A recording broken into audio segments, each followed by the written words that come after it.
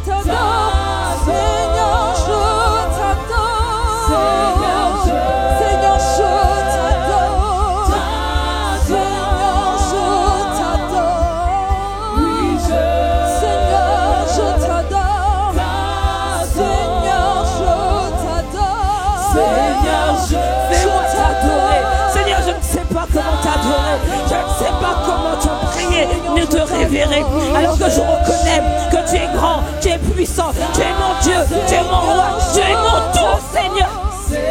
Oh, ne me laisse pas passer à côté de ce que tu as prévu pour moi. Ne me laisse pas échouer et rester, Seigneur, dans la foule. Non, je t'en supplie.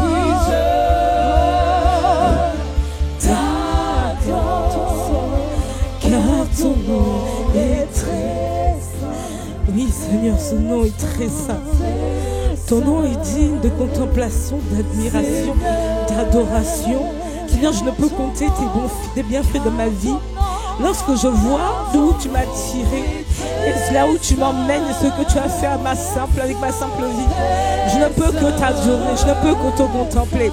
Mon frère et ma soeur ici présents a besoin, Seigneur, que tu nous nous aides, que tu nous soutiens dans notre faiblesse, que tu nous emmènes à t'adorer comme tu mérites d'être adoré. Parce que tu es 3 fois saint, parce que tu es excellent, parce que tu es puissant, parce que tu es précieux. Et ton nom est digne d'être élevé. Oui, ton nom est digne d'être adoré. Ton nom est digne d'être contemplé. Oui, Seigneur, ton nom est très saint. Très saint, Seigneur. Merci, Seigneur. Merci pour ce nom que tu nous as donné. Merci, ce nom qui dépasse tous les autres noms. Merci, Seigneur. Merci, Père. Merci, tendre Père. Quel nom peut comparer au tien? Quel est ce nom qui peut se comparer au tien? Malédiction, ton nom est au-dessus de la malédiction. Maladie, ton nom est au-dessus de la maladie. Oui, quel nom peut se comparer au tien? Pauvreté, ton nom est plus fort que la pauvreté. Quel nom peut se comparer au tien, Seigneur? Non, non, non, non, non. Je ne veux pas, Seigneur. Je ne veux pas mettre quelque chose ou quelqu'un au-dessus de ton saint nom. Tu es merveilleux, tu es grand, tu es puissant. Et ce matin, nous, ce peuple que tu as choisi, veut célébrer tes louanges, veut t'admirer, veut t'adorer, veut te dire combien nous t'aimons, combien nous sommes honorés que de t'appartenir, combien nous sommes honorés d'avoir été choisis par toi. Nous sommes honorés que tu t'es arrêté sur notre situation. Seigneur, tu t'es arrêté un jour.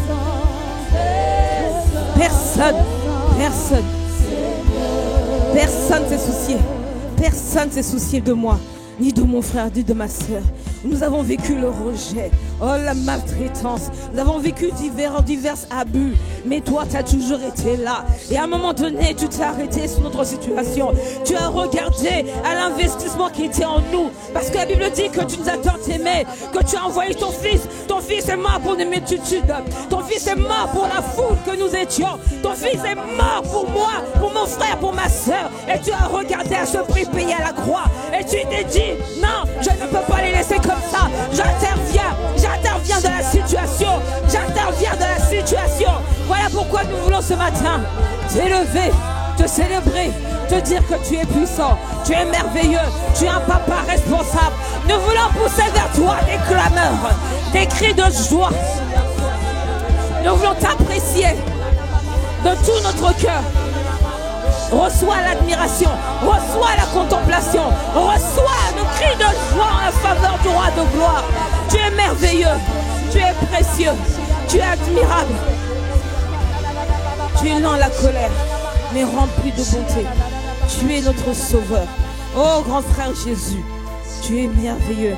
Merci pour l'œuvre parfaitement achevée à la croix. Merci pour tout ce que tu as fait. Tu as accepté de mourir à la croix afin qu'un grand nombre devienne co-héritier en Christ. Tu as accepté de payer le prix afin de nous réconcilier avec le Père. Oh oui, merci pour le sacrifice. Merci parce que lorsque tu es parti auprès du Père afin d'intercéder pour nous, tu ne nous as pas laissé orphelins. Tu nous as envoyé le Saint-Esprit, le Paraclétos, notre meilleur ami. Oui, tu ne nous as pas laissé orphelins. Et nous voulons te dire merci. Merci pour tout ce que tu es. Merci pour tout ce que tu fais. Merci Seigneur. Merci Père. À toi l'honneur. À toi la gloire. À toi nos clameurs. À toi nos cris de joie. À toi et à toi seul. À toi et toi seul. À toi et toi seul. À toi. Tout cela est pour toi. Les cris de joie, c'est pour toi. Les clameurs, c'est pour toi. Les appréciations, c'est pour toi. La gloire est pour toi et toi seul. Merci pour ce que tu es en train de bâtir. Une église forte, stable. Oh oui, Seigneur, à ton image et à ta ressemblance. Merci, dimanche après dimanche, tu nous fais du bien. Oui, merci, Seigneur. Amen. Amen, amen, amen. Amen.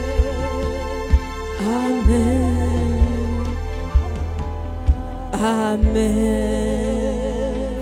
Amen. Amen. On peut encore acclamer le Seigneur. On peut encore acclamer le Seigneur.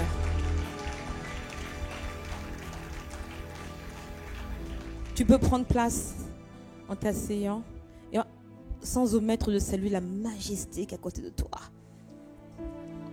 La personne que Dieu s'est choisie ce dimanche pour s'asseoir à côté de toi. Dieu dit bonjour avec un beau sourire. Soyez les bienvenus à Impact Centre Chrétien, Église de Toulouse. Nous vous saluons de la part du Seigneur Jésus et de notre pasteur, le pasteur Mira, qui n'est pas parti se promener, qui est dans une de nos extensions. Il est à Albi ce matin et il apporte la parole. Et il m'a donné la charge, la responsabilité, ô combien importante mais tellement édifiante, de vous apporter ce matin la parole de Dieu. Amen. Merci Seigneur.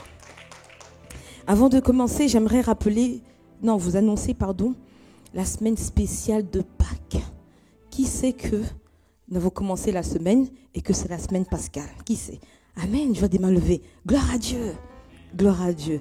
Nous aurons alors tout un programme durant toute cette semaine, du lundi au vendredi. Du lundi au vendredi, nous aurons des temps de prière, d'enseignement qui seront clôturés, ponctués par la prise de la Sainte Seine. Donc, mesdames, préparez, messieurs aussi, préparez à la maison le pain sans levain ainsi que le jus de raisin. Amen. On va communier ensemble. La Sainte Seine, comme l'a dit mon frère qui est monté tout à l'heure, c'est très important. Très, très, très important. C'est une ordonnance encore plus puissante que n'importe quel spécialiste peut me donner. Amen.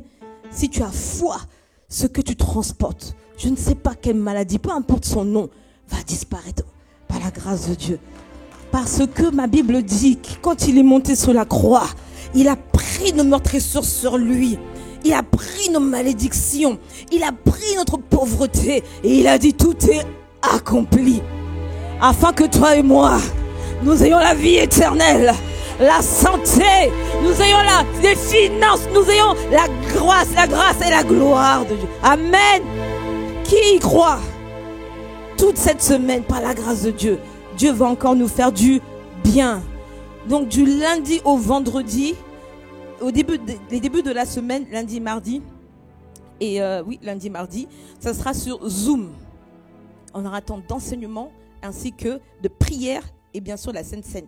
Le matin de 5 à 6 et le soir à partir de 20h, enseignement plus prière. Le mercredi, je danse parce que moi-même je sais de quoi je parle. Le mercredi, ça va être spécial. Le mercredi, ça va être spécial. Il y aura un temps de louange, d'adoration. Wow! À l'honneur de Pâques, à l'honneur de notre grand frère, à l'honneur du sacrifice à la croix, on va se réjouir avec le Emela. Il y aura un temps de réjouir. Non, si tu rates ça, je suis en train de voir comment je vais faire pour venir. Je suis tiraillée parce que j'ai 3 enfants en bas âge. Mais si toi qui habites Toulouse, tu rates ça, il y aura un temps de louange, d'adoration. Un temps, vous savez que dans l'adoration, dans la louange, il y a des guérisons. Non, vous ne savez pas. Il y a des libérations. Il y a quelque chose qui se passe parce qu'il y a une atmosphère qui est créée. Si tu veux vivre ça, viens à partir de mercredi 20h. Amen. Et le jeudi, le jeudi, vous aurez le pasteur Mira qui sera là pour vous enseigner. Il va prier et également on va faire aussi la Sainte Seine. Toute la semaine on fait la Sainte Seine. Vendredi ce sera APP spécial. APP spécial. Qui a déjà participé à un APP spécial? APP de feu, de proclamation, de prière. Le Seigneur toute cette semaine va nous faire du bien. Amen. Alors si tu le crois, tu peux encore acclamer le Seigneur. Donc on se retrouve sans faute cette semaine. De toute manière, vous aurez toutes les informations sur les divers groupes de l'église. Pour les nouveaux, ne craignez rien. Lorsqu'on va vous recevoir tout à l'heure, vous aurez toutes ces informations-là. On ne vous a pas oublié et on ne vous oubliera pas. Amen. Je ne peux commencer mon message sans rendre grâce à Dieu pour l'apôtre de la maison, l'apôtre des églises Impact Centre Chrétien. L'apôtre Ivan Castanou, les apôtres, l'apôtre Yves Castanou. Waouh! Oui, on peut acclamer le Seigneur pour eux, ainsi que leur épouse. Pasteur Modestine et pasteur Abi. Vous savez, pour nous autres qui les avons côtoyés de près, ils sont le message qu'ils prêchent. Oui, oui. Moi qui aime observer les gens, j'ai vu en eux aucun nombre de variations.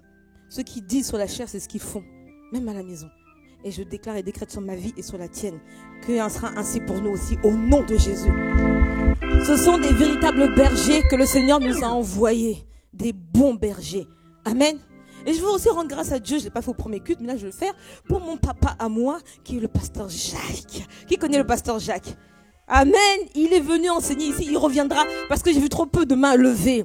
Oh, c'est un homme de la parole, c'est un homme de la foi, c'est un homme qui aime les âmes, il aime les gens. Et lorsque quand je suis arrivée à ICC, il a pris soin de moi, comme le bébé spirituel que j'étais. Oui, il a vraiment pris soin de moi afin que je sois celle que je suis aujourd'hui. Donc je bénis Dieu pour sa vie, ainsi que son épouse, pasteur Adrienne, que j'appelle affectueusement maman Adrienne. Toutes les mamans pasteurs, on appelle toutes maman Maud, maman Abi, maman Adrienne, parce que ce sont vraiment des mères pour nous. Amen.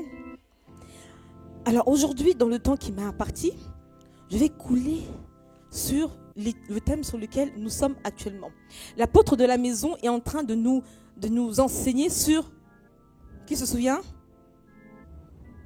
Au premier culte, c'était meilleur élève que vous. Sur la moisson abondante. Amen. Ça, c'est le premier thème. Il y a un deuxième thème également. Oh, pardon. Je vous libère. Vous voyez, j'ai pas l'habitude d'un peu d'indulgence. Merci les chantres. On acclame le Seigneur pour les chantres.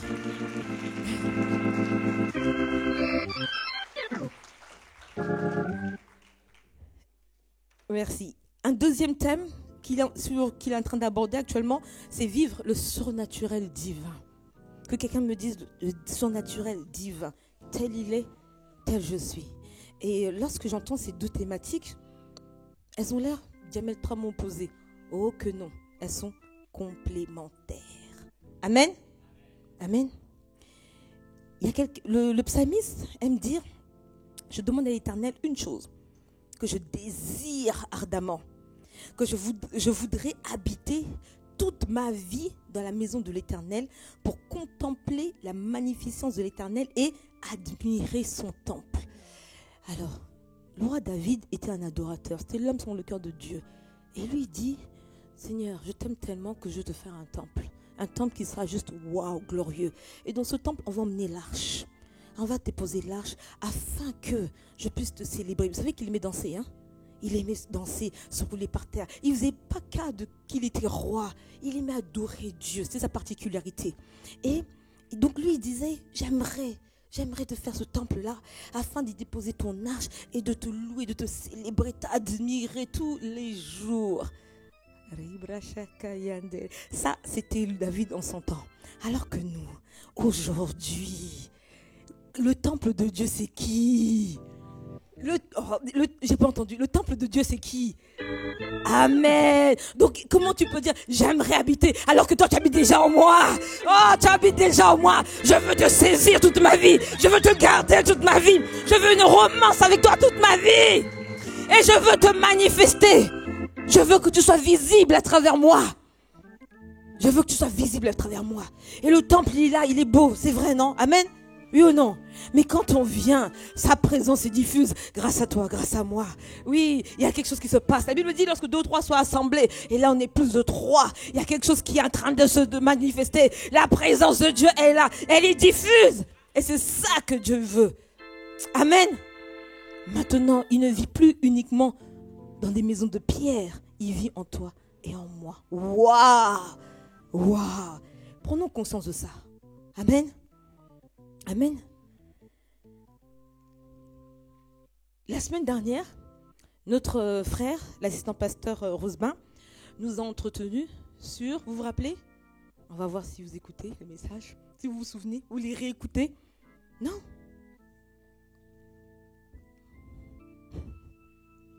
Personne? Oh, ok. J'espère que la semaine prochaine, vous vous rappellerez de mon message.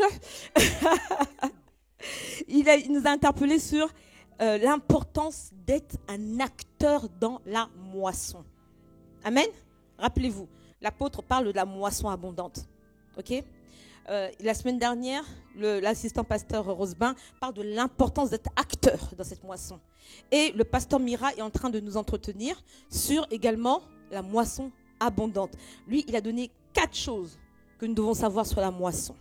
Première des choses, la moisson est une loi divine et universelle, instaurée depuis le commencement. Deuxième chose, la moisson fait également référence au salut des âmes. Oui, la moisson parle de la foule qui est nombreuse. Retiens le mot foule. Amen. La moisson fait également allusion à la récompense à venir. Celui qui aura beaucoup semé, qui a semé avec des larmes, récoltera avec des chants d'allégresse. Ah, merci. Toi qui as dit Amen, tu as reçu. Amen. Amen. Mais je ne vous sens pas ce matin. Ok, on continue, on avance. Son quatrième point, c'était la moisson annonce aussi un temps de jugement. Ah, ça, on aime moins. En tout cas, moi, je n'ai pas aimé cette partie-là. Un temps de jugement. Le juste sera séparé du méchant. Il y aura une séparation entre le bon blé et l'ivraie. Lorsque c'est l'apôtre qui avait commencé à annoncer ça, vous savez ce que j'ai fait? Je suis partie, j'ai été dans mon coin et j'ai demandé au Seigneur, enlève l'ivraie qui est en moi. Pardon, je ne veux pas attendre le jugement, je ne veux pas attendre la moisson. Toi-même, fais le travail dans ma vie. Amen. Amen. Je ne veux pas être double, je ne veux pas être fausse, je ne veux pas qu'on me voie dans des choses de manipulation. Non, non, non, non, non, non. Enlève dans ma vie. C'est un soupir que j'ai adressé à Dieu. Ouais. Je préfère qu'il gère avec moi que il expose. Parce qu'il expose toujours. On a dit que c'est la saison de la moisson. Donc il va exposer les œuvres cachées. Aïe, on ne dit pas amen, on dit aïe. Mais je prie que sur ta vie et sur ma vie, il ne soit pas trouvé d'ivraie au nom de Jésus. Je prie qu'au milieu de nous, à Impact Centre Chrétien Toulouse, il ne soit pas trouvé de scandale au nom de Jésus, ni d'ivraie au nom puissant de Jésus. Que Dieu de grâce nous fasse véritablement grâce de pouvoir changer, de pouvoir être transformés et de pouvoir être des agents de transformation à notre tour. Amen. Amen. Ce matin, je vais emmener ma contribution et je vais rester sur le deuxième point du pasteur Mira, qui est la moisson, qui parle également du salut des âmes. Dis avec moi le salut des âmes. C'est quelque chose qui fait battre le cœur de Dieu. Et quand il parle de moisson, il parle également de la foule. Il y a plusieurs mots pour déterminer la foule. En hébreu, on a katsir, la foule. On a également, la moisson. C'est la moisson. Il y a plusieurs mots pour décrire la moisson. La foule, ensuite des brebis, ensuite le mot katsir en hébreu. Dans Matthieu 9, 35, la Bible nous dit, Jésus parcourait toutes les villes et les villages, enseignant dans les synagogues, prêchant la bonne nouvelle du royaume et guérissant tout malade et toute infirmité. Voyant la foule, il fut ému de compassion pour elle parce qu'elle était languissante, abattue, comme des brebis qui n'ont point de berger. Alors il dit à ses disciples, la moisson est grande, cette foule, elle est grande, il y a beaucoup de brebis, mais il y a peu d'ouvriers. Peu d'ouvriers. Priez donc le maître de la moisson d'envoyer des ouvriers dans sa moisson. On peut acclamer le Seigneur pour sa parole? Amen. Merci Seigneur pour ta parole. Toutes ces personnes que la Bible appelle la foule, ce sont des personnes qui sont prêtes à être moissonnées, qui sont prêtes à recevoir le Saint-Esprit. Des personnes qui ont entendu parler de Dieu. Comment? Soit à travers les réseaux, les podcasts, la web radio, les enseignements, les prédications, la Bible, les livres, les témoignages, etc. Je veux encourager quelqu'un ce matin. Si tu es là ce matin, n'endurcis pas ton cœur. Permets à ce que le Seigneur t'utilise. Amen. Pour parler de la part de Dieu à une personne au moins par jour. Raconte les bienfaits de Dieu dans ta vie. Tu en as forcément. Juste le fait de te réveiller, c'est un bienfait de Dieu. Amen. N'hésite pas, raconte les bienfaits de Dieu dans ta vie à quelqu'un, à une personne au moins par jour. Amen. Même si la personne n'est pas convaincue, c'est pas grave, tu as obéi. Pourquoi? La Bible dit dans 1 Corinthiens 3,6, j'ai planté. Apollos a arrosé, mais Dieu a fait croître. Ouais. En sorte que ce n'est pas celui qui plante qui est quelque chose, ni celui qui arrose, mais Dieu qui fait croître. Donc toi, tu as planté une graine, tu as parlé, tu as dit à quelqu'un, tu sais mon frère, Jésus est bon, il m'a fait du bien. Oui, oui, depuis mon enfance, regarde ce qu'il a fait pour moi. Ou alors, à une partie de ma vie, regarde comment il s'est montré à moi. Et tu continues ton chemin. Quelqu'un d'autre va venir arroser. Et Jésus, lui, va venir faire croître. Et Dieu lui-même va venir faire croître. Amen. Parce qu'en réalité, si tu crois que c'est en parlant à quelqu'un, et lorsqu'il se convertit, et quand il refuse de t'écouter et qu'il ne se convertit pas, tu crois que quand ça te blesse, tu ne trouves pas ça normal, tu es découragé, c'est que tu crois que c'est toi qui as la capacité de convertir quelqu'un. Oh non, nous sommes juste des semeurs. Nous sommes juste des instruments que Dieu veut et va utiliser. Et c'est Dieu qui convainc les cœurs. Amen. Amen. Donc à partir d'aujourd'hui, lorsque quelqu'un n'est pas convaincu, ne tombe pas dans le découragement. Accepte. Dis, ah Seigneur, moi j'ai fait mon job. À toi de jouer maintenant. On est co-héritier avec Christ. On fait notre part, il fait la sienne. Il a déjà fait sa part. Il a dit tout est accompli. Il a dit que la moisson elle est grande. Il a dit allez-y, allez parler de ma part. Avec sagesse bien sûr. Et lui il fera le reste. Amen. J'ai le témoignage d'une de nos filles dans la foi qui nous racontait à mon mari et moi que elle a parlé à une de ses collègues de son église. Elle lui a dit, tu vois, moi je suis à ICC, voilà, c'est une église comme ça. Si tu veux venir, viens, on est ouvert tous les dimanches et va sur internet prendre l'adresse. Et quand elle a dit ça, j'ai dit, elle est sérieuse? Moi j'aurais donné l'adresse. Viens, donne-moi de quoi noter. Alors, 20 rue Théron de Monteuil. Je connais l'adresse maintenant, gloire à Dieu. 20 rue Théron de... J'aurais donné l'adresse. 22, ah merci, je sais pas loin. J'ai l'envoyé chez le voisin. Ok. J'aurais donné moi l'adresse. Non, elle lui a juste dit, va chercher l'adresse sur internet. Et le dimanche qui a suivi, la personne était là. Ah, c'est là. Oh non, quelqu'un dit avec moi. La moisson est grande. Tu ne sais pas ce que tu sèmes lorsque tu parles ou alors tu invites quelqu'un dans l'église. Et c'est Dieu qui convainc. Elle n'a pas forcé. Elle n'a pas négocié. Elle n'a même pas supplié. En plus, je me suis dit, mais elle est grave. Elle lui a juste dit, va chercher sur internet. Waouh. Comme quoi les gens sont faim. Les gens ont faim. Les gens ont soif. Ouais, les gens veulent en sortir. Amen. Donc, il ne faut pas hésiter à parler. Amen. La foule, c'est également ces personnes pour qui nous prions. Nos parents non convertis, nos enfants, nos frères et nos sœurs, nos collègues, nos amis, les gens qui nous veulent du bien, les gens qui ne nous veulent pas du bien. On prie pour eux. Ça, c'est la foule. Pourquoi? Parce qu'ils ne sont pas encore avec nous. Même s'ils sont là avec nous, on sent qu'ils sont vacillants. C'est la foule. Ouais, c'est la foule. 1 Corinthiens 3,9 nous dit, car nous sommes ouvriers avec Dieu. Vous êtes le champ de Dieu, l'édifice de Dieu. Dieu nous voit comme ses ouvriers. Mais lui, il nous voit. Mais malgré qu'il nous voit comme des ouvriers, il dit, il n'a pas assez. Il y a quelque chose qui ne va pas. Aujourd'hui, mon frère et ma soeur, je vais t'interpeller. Comment te vois-tu? Foule? Ouvrier? Brebis? Je vais donner le titre de mon message. Non? Le titre de mon message ce matin, c'est « Comment passer de la foule à ouvrier ou encore à brebis ?» Amen? Donc, je t'interpelle ce matin. Foule, ouvrier ou brebis? La foule, c'est également des personnes qui ont été blessées dans certaines églises par les calomnies, les querelles, les scandales. Ces personnes viennent à l'église mais ne veulent plus s'ouvrir aux autres, ne veulent plus participer à la communion fraternelle, ne veulent plus servir, ne veulent plus être des ouvriers. Elles sont dans un coin. Ouais. Dès qu'on dit Amen à la fin du culte, elles sont parties. Il est hors de question que j'aille être reçue par les nouveaux. Dès qu'on dit Amen, elles sont sorties. C'est la foule. Mais c'est les blessures qui font ça. C'est les blessures qui font ça. Aïe.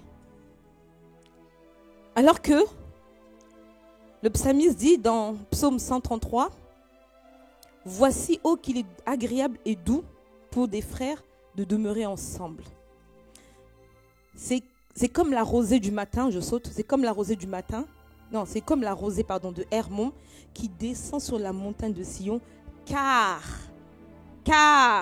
c'est là que l'Éternel envoie la bénédiction, la vie pour l'éternité.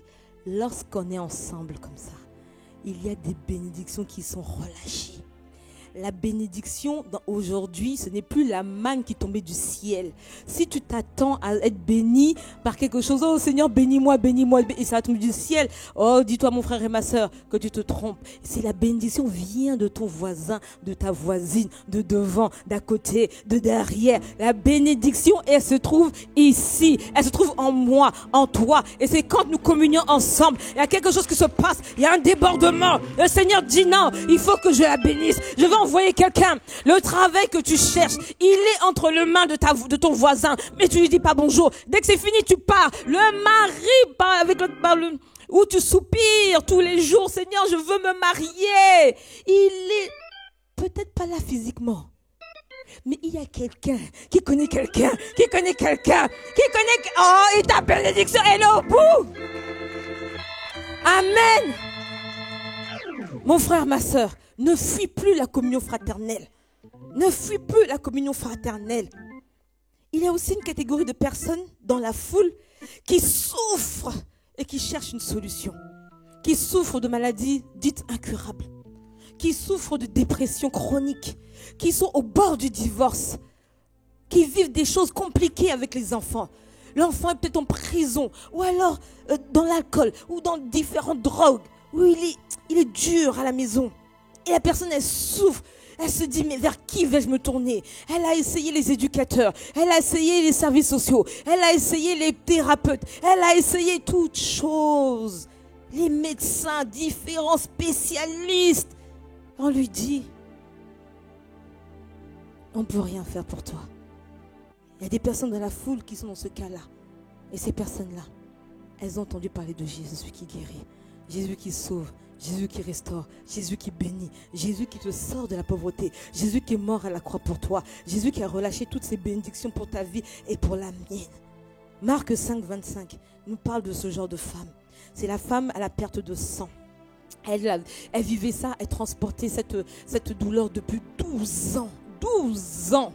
Elle a vu tous les spécialistes du coin. Ils ont dit, on ne peut rien faire. Elle a fini même son argent, on ne peut rien faire. Mais elle a entendu que Jésus passait par là. Et ce Jésus la guérissait. Elle était considérée comme impure. Parce qu'à cette époque, quand tu étais menstruée, tu ne peux pas être en communauté. Il fallait que tu restes caché jusqu'à que ça s'en aille. Et elle n'a pas regardé à ça. Elle n'a pas regardé à la foule. Elle était dedans. Hein. Elle n'a pas regardé au monde qu'il y avait. Elle avait juste un focus. Elle avait un objectif. C'est atteindre le roi de gloire. C'est atteindre Jésus. C'est toucher Jésus. Parce qu'elle voulait être guérie. Elle était déterminée à sortir de là où elle était.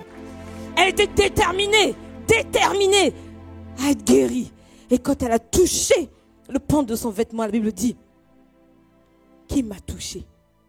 Les apôtres sont marrants. Ils disent, mais Rabbi, il y a tellement de monde. Comment tu oses me demander qui t'a touché? Non, ce n'était pas un toucher normal. C'était un toucher spécial. C'est un toucher rempli de foi. Je déclare et décrète sur ta vie. Aujourd'hui, tu auras ce genre de toucher avec Jésus. Au nom de Jésus. Ce toucher de foi. Je sais que si je touche son vêtement, je serai guérie. Elle s'est même pas dit, je sais que s'il m'impose les mains, je sais que s'il me prend dans ses bras, je sais que s'il me donne la Sainte Seine. Non! Sa foi a dépassé tout entendement. Elle voulait juste un toucher. Elle voulait juste un toucher de sa part. Amen. Amen. Waouh, quelle foi. Quelle foi. Lorsque je préparais ce message et que je passais différentes étapes de la foule, je me suis reconnue. J'étais dans la foule. Oui, je me suis reconnue. J'étais dans la foule. Oui, j'étais dans la foule. J'ai pas grandi dans une église, dans une famille chrétienne, non. Mais un jour, par la grâce de Dieu, mais par contre, je savais que depuis le ventre de ma mère, le Seigneur me connaissait. Il avait des projets pour moi. J'ai vécu des choses compliquées, très très compliquées. J'ai pas connu mon père. maman n'était pas très tendre parce qu'elle me disait tout le temps, je veux que tu t'endurcisses dans la vie. Je veux que tu t'endurcisses. Je veux pas que tu passes par... Vous savez, les mamans, elles font comme elles ont pu avec ce qu'elles ont reçu. Je veux pas que tu passes par ce par quoi moi je suis passée. En plus, je suis la seule fille. Imaginez-vous l'investissement dans ma vie. Waouh! J'ai été la dernière, la seule fille. Ah, j'ai tout reçu. Je vous assure, j'ai tout reçu. Elle était dure, elle était sévère parce qu'elle voulait en fait... selon elle, bâtir en moi une femme forte qui ne compte pas sur les hommes pour avancer, qui compte que sur le travail, qui compte sur les études. Elle ne savait pas qu'il y avait aussi Jésus. Non, elle ne savait pas à cette époque-là. Elle ne savait pas. Et un jour, un de mes frères lui parle d'une église, donc elle nous emmène. On va à l'église, et donc très jeune, hein, j'ai été baptisée du Saint-Esprit, j'étais baptisée par immersion, je parlais en langue, j'avais des visions, j'avais différents dons, très jeune. Hein. Et concours de circonstances, bam, je sors de la région parisienne, on m'envoie à l'internat, et j'ai plus de relation avec l'église, j'ai plus d'enseignement, donc je deviens une jeune fille lambda. Je vis comme je peux, avec mes blessures intérieures, n'ayant pas de père, je cherche l'amour, je cherche à être appréciée de quelqu'un, je cherche à être aimée. Donc j'ai vécu comme ça. J'ai vécu comme ça jusqu'à ce qu'un jour, je revienne encore dans une église. Et là, il n'y avait que des jeunes et ça se passe très très très mal. Waouh! Et ça se passe mal. Donc qu'est-ce que je décide de faire? Je m'en vais. Sur la pointe des pieds, sans déranger. Je m'en vais. Et quand on me disait, mais Laure, pourquoi t'es partie? Je dis, pardon, il fallait seulement que je m'en aille. On ne parle jamais en mal d'un serviteur de Dieu. Peu importe ce qu'il fait, il va se gérer avec Dieu. Moi, je me suis tue. Je n'ai jamais raconté. J'ai juste raconté les rêves que je faisais, que je ne comprenais pas. Et donc, j'avais décidé de partir. Et j'ai quitté cette église. J'ai quitté cette église. Ouais. Et j'arrive à ICC. Comment passer de la foule à ouvrier, encore à berger? J'arrive à ICC, Impact Centre Chrétien. Comment? Par le pasteur José, ICC Lyon. Alors, avec lui, avec pasteur José, pasteur Ghislain, pasteur Célia, on était tous dans cette église de jeunes, là. On était tous là-bas. Et moi, je suis partie, moi, je les ai laissés. Hein. Parce que bon, chacun sa destinée. Hein. Moi, je ne sentais pas de rester. Et donc, je suis partie. Et vraiment, c'était un carnage même pour eux. C'était vraiment difficile. On a vécu des choses difficiles. Et donc, je m'en vais. Et quand je m'en vais, je me retrouve encore sans église. Donc, je repars dans le monde. Me voilà dans les soirées. Jusqu'à ce qu'un jour, je suis dans une soirée. Je suis comme ça. Je regarde autour de moi. J'entends une voix qui dit, qu'est-ce que tu fais là? Et je me dis à moi-même, c'est vrai, qu'est-ce que je fais là? Et encore, je ne me dis même pas que c'est Dieu. Je me dis à moi-même, mais qu'est-ce que je fais là? Et j'ai ma soeur avec moi, mon binôme, ma soeur de cœur. Et elle vient me voir, elle me dit, Laure, qu'est-ce qu'il y a? Je lui dis, mais on fait quoi là? Elle me dit, oui, moi aussi, je me pose la même question. Et c'est là que j'ai quitté. Oh, j'ai plus jamais été en soirée. À partir de ce jour-là, plus jamais. Personne ne m'a dit de plus aller. Hein. Je suis sortie par moi-même, comme dans l'église. Là, je suis sortie aussi par moi-même. Ouais, je suis sortie. Et maintenant, je sors. Donc, je suis toujours languissante et abattue. Je rencontre le pasteur José. Il me dit, alors tu pries où maintenant? Je dis, non, j'ai pas d'église. Il dit, viens, on a une nouvelle église. Non, barré. Non. Moi, j'ai déjà fait de trop mauvaises expériences. Tu te rappelles pas? Il dit, si, mais non, c'est plus comme ça. Ça a changé, tu vas voir, on est tous là-bas. J'ai dit, ça, c'est vous. Mais viens, alors, viens. Et il me donne, lui, au moins, m'a donné la carte. Merci. Il me donne la carte et un dimanche, je me dis, tiens, pourquoi ne pas aller à l'église? Vu que le samedi, je ne sors plus. Pourquoi ne pas aller à l'église? Et là, j'y vais. Toujours dans cette optique de rester dans un coin. Dès qu'on dit amen, moi je sors, je m'en vais. Je parle à personne. Je salue 2-3 personnes que je connais et je m'en vais. Il n'y a pas d'intégration, il n'y a pas de service. Laissez-moi tranquille. Hein, j'ai trop été brisée dans l'autre église. Que quelqu'un me dise, Dieu avait un autre plan pour moi. Dieu avait un autre plan pour moi. Ce qui s'est passé, le pasteur Yvan, il vient, il prêche. Et quand il prêche, j'ai dit, ma sœur dont je parlais, Anita, on était assises l'une à côté de l'autre et on se tenait comme ça. Elle et moi, on pleurait. Pourquoi? Parce qu'il était en train de raconter notre vie. Toutes les deux, on n'avait plus de père, on n'avait pas de repère. On vivait nos vies selon nos blessures émotionnelles. On était brisés, on était languissantes et abattues, en tournant en rond. Et on pleurait parce qu'il prêchait nos vies. Et on pleurait, on se tenait comme ça. Et il fait un appel. Je dis, même pas en rêve, je ne me lève pas. Il insiste, il fait un appel. Je dis, non, je ne me lève pas. Et poussé par... Et l'esprit, je sens quelqu'un me pousser, me porter comme ça et me fait mettre devant. Et là, j'arrive devant. Et encore arrivé devant, je me cache. J'essaie de pleurer avec swag. Vous savez, j'étais vraiment... J'étais très, très, très coquette. Hein. Aïe, aïe, aïe. Je pleurais avec style. Je faisais genre, je prenais les mouchoirs. Parce qu'il ne fallait pas qu'on me voie. Jusqu'à ce que le pasteur dise, allez, recevez le Saint-Esprit. Et là, tout d'un coup, je fais ça. Je pleure, le mascara coule, tant pis, je fais ça, Seigneur, je te veux, Seigneur, je te veux, je veux me réconcilier avec toi, aujourd'hui c'est toi et moi, aujourd'hui c'est toi et moi, j'ai trop traîné dehors, j'ai trop traîné loin de toi, je te veux plus que tout, je te veux plus que l'or et l'argent, je te veux plus qu'un père, je te veux plus qu'une mère, je te veux toi, je veux t'expérimenter. J'ai entendu parler de toi, mais maintenant je veux t'expérimenter. Je veux t'expérimenter. Et là, il y a eu un shift. Ouais. Je prie que ce soit la prière et le partage de quelqu'un au nom de Jésus. Qu'on ne se laisse jamais arrêter par les faux raisonnements, les blessures du passé. Le Seigneur, il dit dans sa parole qu'il est venu guérir les cœurs brisés. Mon cœur était brisé. Mon cœur est en 1000 morceaux, je vous assure. J'étais broke, comme dit le pasteur Ivan. Je venais comme une âme abattue, mais toujours bien maquillée, bien habillée, avec un sourire de circonstance. Mais en réalité, j'étais brisée. Ma vie n'avait pas de sens. Je ne savais même pas où j'allais, mais je tournais en rond. Ma vie ne donnait pas envie, aucune saveur. Alors qu'il y avait un investissement dans ma vie, je ne savais pas. Il y avait un investissement dans ma vie, je ne savais pas. C'est pour ça que depuis le ventre de ma mère, j'étais combattue. Ma mère m'a dit, Laure, je vais t'avorter. Mais dans les années, je dis pas dans quelle année, vous allez savoir mon âge. À l'époque, si je t'avortais, j'allais mourir moi-même. Voilà pourquoi je t'ai gardée. Ouh, Laure, vis avec ça. Grandis avec ça. Ton père t'a rejeté. Sur mon acte de naissance, il y a marqué Père inconnu. Laure vit avec ça. Avec une maman qui te dit, elle pensait bien faire. Oh Laure, moi je vais t'avorter, je ne vais pas t'avoir. Oui, mais bon.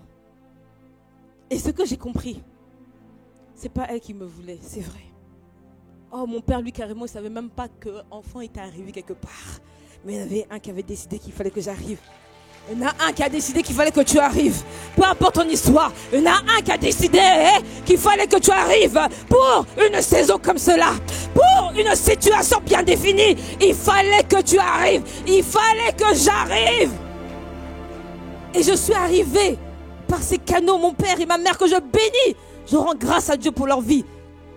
Même si elle ne savait pas, même si elle aurait essayé, elle n'aurait pas réussi à m'avorter. Parce que Dieu dit, je veux l'or. Mais Satan m'a mis coup sur coup. J'ai pris des coups dans la vie, je vous assure. Là, c'est une partie de mon témoignage. Je ne peux même pas tout dire. J'ai pris des coups. Comment passer de la foule à ouvrier, encore à berger? Donc j'arrive, je shift et je passe ouvrier. Moi qui n'osais pas, moi qui ne voulais pas, je passe ouvrier. Je me mets à servir. Et quand je sers, je suis critiquée. T'es trop comme ci, t'es trop comme ça, t'es trop ceci, t'es comme ça, t'es pas assez beau, t'es pas assez ceci. Waouh! C'est pas grave, je prends. Pourquoi? J'avais rencontré quelqu'un. Oui, quand le pasteur avait fait un appel, j'avais rencontré quelqu'un. Pas le pasteur Yvan, j'avais rencontré Christ à travers sa vie. Amen. On m'a critiqué, on m'a calomnié. J'ai pris des coups, même à l'église. Et je me souviens, un jour, je rentre chez moi. Et il y avait un de mes frères à la maison, celui qui vient juste avant moi, Philippe. Et je lui dis, Philippe, regarde, dans l'église là, ils disent ça de moi. Il me dit, mais toi, je ne te comprends pas. Qu'est-ce que tu fais dans cette église? J'ai dit, comment ça? Mais sors de l'église toi aussi, fais comme moi. Hein? La Bible dit, vous savez, le verset de tout non-croyant. La Bible dit qu'il ne faut pas, vaut mieux se tenir à l'angle de la rue pour prier que dans des églises. Vous connaissez ce verset, non? Il me sort ce verset. Je dis, et quand il me dit ça, de mon cœur, je dis, mais de quoi il me parle? Je vais quitter quoi? Je vais quitter qui? Je n'étais pas venue pour un homme ni pour une femme. J'étais venue parce que j'étais bénie. J'étais venue parce que j'ai rencontré quelqu'un. Je vais quitter ce Dieu pour aller où? À qui irai-je? Mais à qui irai-je? Mais il fallait que je sois émondée, taillée. Il fallait, parce que j'avais beaucoup de blessures, rappelez-vous. Donc quelqu'un de blessé blesse.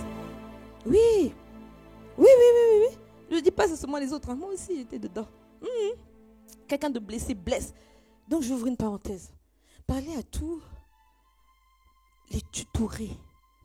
Un tutoré, c'est une personne qui a dit à un grand frère, une grande sœur dans l'église, aide-moi à mûrir, aide-moi à grandir. D'accord? C'est un système de prise en charge des plus petits dans la foi. Cher tutoré, moi-même j'étais tutoré de quelqu'un, vous savez ça? Et cette personne-là a témoigné à mon mariage. Elle a dit, Laure, c'est plus de 120 messages par jour et plus de 52 SMS. Bon, il extrapolait. Hein. L'idée, c'est qu'il est en train de dire que j'ai posé beaucoup de questions.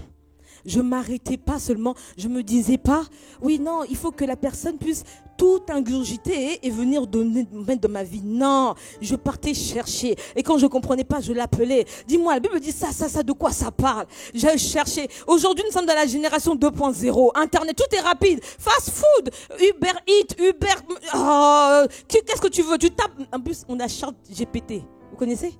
Qu'est-ce que tu veux? Tu tapes sur Internet, tu l'as instantanément. Et on pense que l'évangile, c'est ainsi. Oh non, Dieu n'a point changé. Il en va de ta contribution. Il va falloir que tu arrêtes de pleurer si tu veux grandir. Oui, on pleure un temps et un temps on se relève et on se réjouit. On ne quitte pas l'église parce qu'on nous a mal parlé. Sinon, tu es venu à l'église pour qu'on te parle bien, mais on ne peut pas bien te parler. L'église, le pasteur Jacques dit souvent que c'est comme un hôpital. Il y a des personnes qui sont là parce qu'ils ont mal à la jambe. Il y a des blessés de guerre. Oui. Il y a des personnes qui sont là parce qu'ils sont en soins intensifs. Donc, on n'a pas tous le même niveau, pas tous les mêmes blessures. Et forcément, quand on est ensemble, on va s'émonder. Et Dieu dit que c'est bon. Vous vous rendez compte? Dieu dit que c'est bon. Pourquoi? Parce qu'on doit mourir à nous-mêmes afin que Christ vive en nous. Amen. Amen. Vous me suivez? Amen. Tu es prêt à mourir? Amen. Gloire à Dieu. Acclamons le Seigneur pour ceux qui ont dit Amen.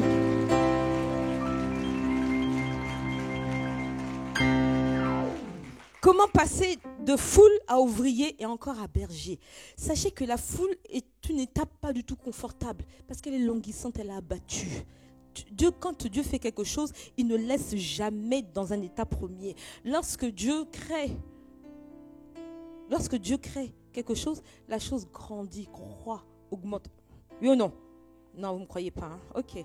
Qui a déjà été enfant? Moi, j'ai été bébé. Il paraît que j'étais avant un petit fœtus. Et ensuite, je suis venue au monde, je suis devenue enfant. Ensuite, jeune femme, adolescente, jeune femme, mère. Il y a toujours une évolution. Qu'il en soit ainsi dans ta vie, dans ma vie, au nom de Jésus. On doit passer de la foule à ouvrier. C'est pas moi qui le dis, c'est la parole. Et ensuite d'ouvrier à berger. Amen. Jean 15, 2, 6 nous dit, tout sarment qui est en moi et qui ne porte pas de fruit, il le retranche. Et tout sarment qui porte du fruit, il l'émonde. Émonder, c'est tailler. Afin qu'il porte encore plus de fruits. Amen. Amen. C'est ce que le Seigneur veut pour nous. Que l'on puisse grandir, que l'on puisse croître, qu'on puisse passer d'un point A à un point B, à un point C, etc. Afin de nous utiliser puissamment. Ouais. Et pour cela, il faut qu'on meure. Et tu ne peux pas mourir seul dans ta maison. Non, il n'y a personne qui te dérange. Comment tu sais que tu es morte? Il n'y a personne qui vient titiller ton ego. Comment tu sais que tu peux mourir? Alors qu'ici, entre nous là, on va se... Hein? Et celui qui reste debout, qui reste ferme, c'est lui qui sera sélectionné. Ne partez pas quand vous êtes ébranlé dans une église. Si l'église n'a pas un bon leadership et qu'il a une autorité au-dessus, référez à l'autorité au-dessus. Mais attention, dites ce qui se passe. Ne dites pas ce que le serviteur est. Le son est bon? On ne dit pas que le serviteur est, on dit ce qu'il a fait. Non, vous ne comprenez pas, hein? Ah si? Ah, on acclame le Seigneur alors. Ma Bible me dit, dans 3 Jean 1, 2, bien-aimé, je souhaite que tu prospères à tous égards et que tu sois en bonne santé comme prospère l'état de ton âme. Quand il dit je souhaite, ça veut dire que ça t'engage. Lui, il souhaite seulement, oh. Maintenant, c'est à toi de faire le pas. C'est à toi d'activer. C'est à toi de prendre la décision aujourd'hui. Je veux grandir. Je veux quitter l'espace de la foule. Oh, j'ai compris que si moi, simple servante de Dieu inutile, le Seigneur m'a fait sortir de la foule. J'ai accepté de sortir de la foule. J'ai accepté qu'on me tende la main. J'ai accepté de guérir des blessures émotionnelles que je transportais. J'ai accepté tout ça. Donc tu peux le faire. Tu peux le faire. Tu peux le faire. Tu peux le faire. Tu peux y arriver aussi au nom de Jésus. Et je prie que ce soit notre partage à tous au nom de Jésus. La foule n'est pas une bonne position. Il faut passer ouvrier. Mais tu vas me dire, qu'est-ce qu'un ouvrier? C'est une personne dans l'église qui a accepté Jésus comme son Seigneur et Sauveur et qui a décidé de faire de l'église sa maison en prenant part aux différentes tâches. À l'accueil, au MCAD, MCAD c'est la technique, à l'entretien, au chantre, musicien. Un ouvrier, c'est quelqu'un qui a décidé de mettre ses dons, ses talents, ses aptitudes, les grâces qu'il a dans sa vie au service de son église afin de la voir prospérer, afin que lorsque la foule arrive, que tout soit organisé, ordonné. Regardez, à chaque fois que Jésus voyait la foule, il était fût de compassion, et ensuite il passait à l'action. Il disait soit on prie pour eux, donnez-leur à manger. Il avait toujours un désir de poser un acte et qu'il fallait qu'il y ait une organisation. Amen. Amen. Je prie que ce message atterrisse dans des cœurs fertiles et qu'à partir d'aujourd'hui, tu décides de passer de foule à ouvrier. Au moins ouvrier. Mais ne reste pas ouvrier, je t'en supplie. Ne reste pas ouvrier. Moi, j'étais ouvrier longtemps. Oui, j'avoue. J'étais ouvrier longtemps. J'étais à l'intercession, j'étais au protocole. Et moi, j'étais zélée dans mon ouvrage. Tout ce que je fais avec passion. Tout ce que je fais avec passion. J'étais zélée. Au protocole, j'arrivais avant, je partais après. On avait 4 cultes. Et le lundi, j'allais travailler. Pourquoi? Le Seigneur renouvelait mes forces. Parce que je ne le faisais pas pour un gain. À notre époque, il n'y avait pas encore à l'église d'assistant pasteur. Il n'y avait qu'un seul pasteur. Et quand j'ai épousé mon mari, il s'appelait Mira. C'était le frère Mira. Ce n'était pas un assistant pasteur. Donc, on n'avait pas encore cette mentalité de non, il faut faire pour obtenir quelque chose. Il faut faire pour passer assistant pasteur. Il faut faire pour passer pasteur. On n'avait pas du tout ce challenge-là. Nous, on servait juste le Seigneur par amour, par dévotion. J'étais consciente qu'il était parti me ramasser quand même loin. J'étais dans la boue du péché et je me vautrais même dedans. Il est parti, il s'est arrêté. Le grand Dieu qu'il est, saint, 3 fois saint, il a arrêté, il m'a saisi comme ça. Il m'a sorti la boue du péché et m'a positionné. Maintenant, il a dit, déliez-la. Déliez-la. J'ai été morte. Il est parti me chercher. Il m'a emmené. Il m'a positionné. Il a dit, déliez-la. Je n'étais pas parfaite. Non.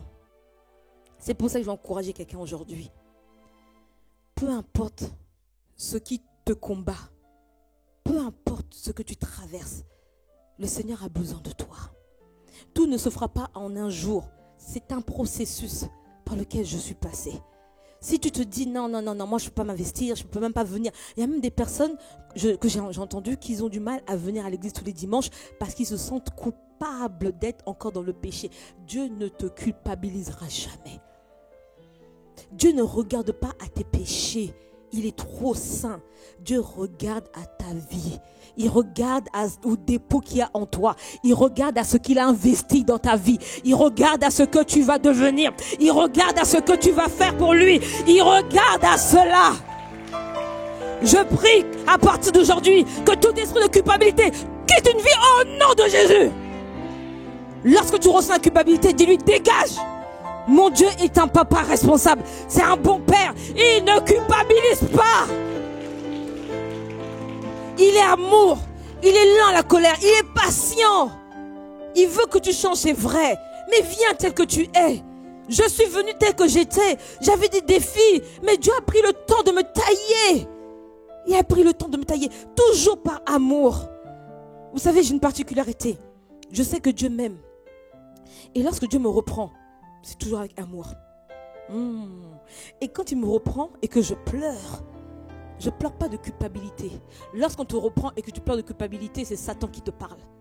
Lorsqu'on te reprend et que tu pleures de compassion, oh Seigneur, pourquoi j'ai fait ça? C'est Dieu qui a touché ton cœur. La culpabilité n'est pas de Dieu, elle est de Satan. Et il faut résister au diable.